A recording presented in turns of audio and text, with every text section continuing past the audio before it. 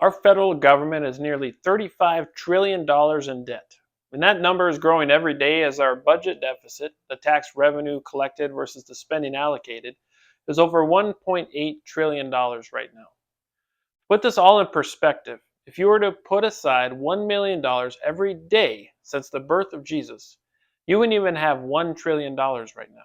This is over $100,000 in debt for every citizen, meaning my family of seven has a share of the debt equaling nearly $750,000.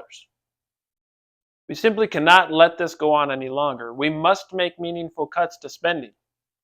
The government doesn't generate any revenue on its own.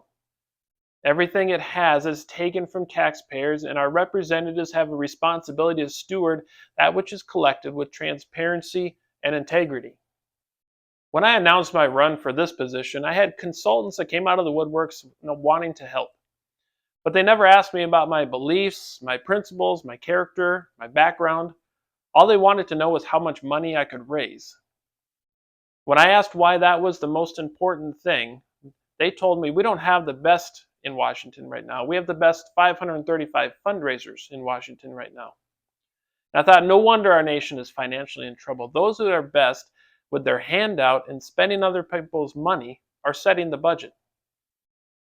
For each dollar that is collected by the federal government in the name of providing services beneficial to you, very little of that dollar actually makes it back in the form of a usable or beneficial service. It gets lost in layers of administration, of bureaucracy, spent on pet projects the federal government has no business being a part of, and off to other countries for foreign aid.